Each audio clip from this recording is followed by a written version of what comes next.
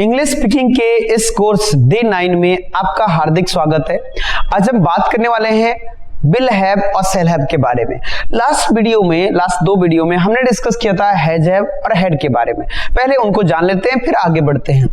और यदि आपने वो वाले वीडियो नहीं देखे हैं तो डिस्क्रिप्शन में जाइए, लिंक दिया है, क्लिक करके देख लिए। हैज या हैव लगाते हैं पास है के लिए। ध्यान देंगे, जब भी हमारे सामने ऐसा होता है पास है तो हम हैज या हैव में से एक चीज लगाते हैं। ये भी मैंने बताया था आपको कि प्लूरल होगा तो हैव और सिंगुलर होगा तो हैज। दूसरा हमने पढ़ा था हैड, और हैड का यूज करते हैं हम पास था के लिए। ध्यान देंगे, पास था। जब भी इस तरह की चीज आती है कि पास था, मेरे पास पानी है, आई हैव वाटर। मेरे पास पानी था, आई हैड वाटर। इस तरह से बन जाएगा।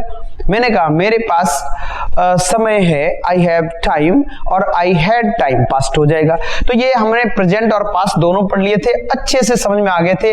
ये रूल 7 था, ये रूल 8 था। आज हम बात कर रहे हैं रूल 9 की, जैसा कि मैंने बताया। तो रूल 9 को डिस्कस कर लेते हैं। रूल 9 क्या बोलता है कि रूल 9 है विल हैव और शैल हैव के बारे में।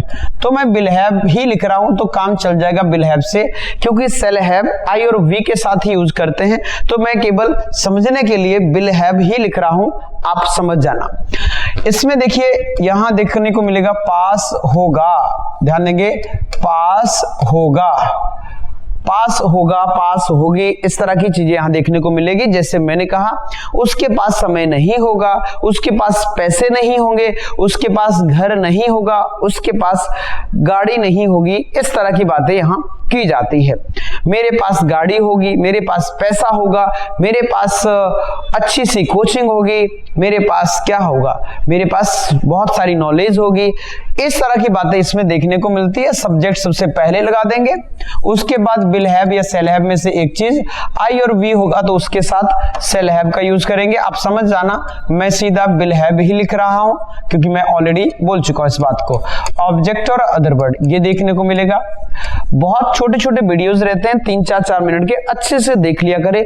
चाहे एक दिन में 2 वीडियो देख सकते हैं, वैसे मैं रिकमेंड करूंगा एक दिन में 1 वीडियो देखो, 2 बार देखो, चाहे 3 बार देख लो, अच्छे से समझ लो, और फिर उसके ऊपर खुद एग्जाम्पल बनाओ। क्योंकि जब तक आप खुद प्रैक्टिस नहीं करोगे तब तक वो चीजें अच्छे से समझ में नहीं आएगी। ठीक है। और साथ में मैं बता दूं, मैंने एक बुक लिखी है इंग्लिश ग्रामर की, तो वो आपको डिस्क्रिप्शन में उसका लिंक मिल जाएगा, पूरा पीडीएफ भी मिल जाएगा। और यदि हार्ड कॉपी चाहिए हो तो हार्ड कॉपी भी आप मंगवा सकते हैं। तो ये पूरी जो इंग्लिश की बुक है उसमें मैंने कंप्लीट आपको जो 120 रूल है वो देखने को मिलेंगे। साथ में हमारा जो वोकैब वाला पार्ट है, daily uses meaning, daily uses sentences, main verbs, ये सारी चीजें इसमें दी गई है। तो आप इस बुक को अवेल कर सकते हो, इसको अमेजोन से मंगवा सकते हो, या फिर आप इस डायरेक्ट लिंक पे क्लिक करके इसको खरीद सकते हैं। आगे बढ़ते हैं। आगे क्या बोले, जैसे मैं एग्जांपल लूं, मैंने कहा उसके पास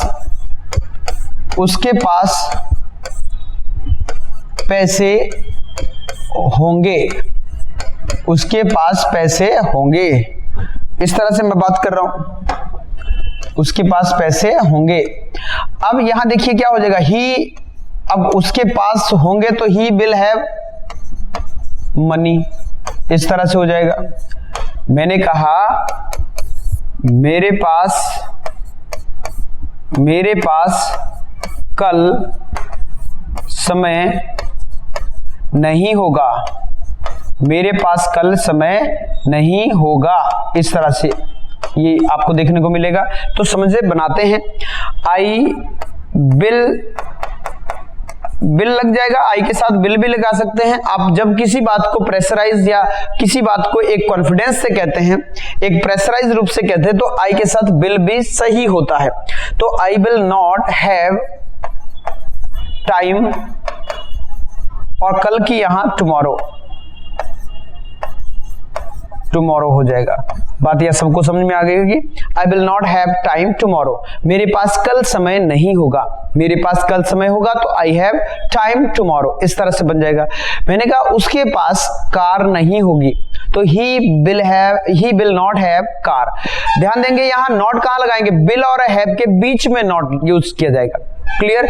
जैसे मैं कहूं उसके पास, ध्यान देंगे, उसके पास टेबल नहीं होगा तो he will not have a table, इस तरह से बन जाएगा।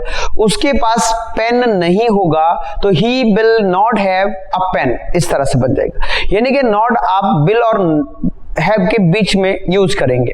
और यदि इंटेरोगेटिव बनाना है तो आपको विल को ही पहले लेना है। जैसे मैं एग्जांपल कहूं, क्या कल आपके पास टाइम होगा, क्या कल आपके पास समय होगा, तो will you have time tomorrow, इस तरह से हो जाएगा। विल यू हैव, ध्यान देंगे यू कहां आया, विल और हैव के बीच में आया, तो will you have time tomorrow, इस तरह से बन जाएगा। तो उम्मीद करता हूं आपको बहुत अच्छे से समझ में आ गया होगा। यदि कोई किसी तरह का डाउट है तो कमेंट में जरूर बताएं, और आप क्या और वीडियो देखना चाहते हैं वो भी आप बता दिया करें, उन पे भी हम चर्चा करते रहते हैं। या किसी तरह का कोई डाउट आता है वीडियो देखते समय तो आप कमेंट में लिख दिया करें। आपका होमवर्क रहेगा आज का वैसा ही नॉर्मली कि आपको विल हैव के कितने एग्जांपल आने हैं, 20 एग्जांपल अपनी ओर से बनाने हैं। क्लियर? 20 एग्जांपल हर रूल के आपको मिनिमम बनाने ही हैं। और यदि आपके पास ज्यादा टाइम है तो आप 50-60 एग्जांपल एक रूल पे बना सकते हो। तो ये था आज का रूल 9 जो आपने पढ़ा। उम्मीद करता हूं बहुत अच्छे से समझ में आ गया होगा।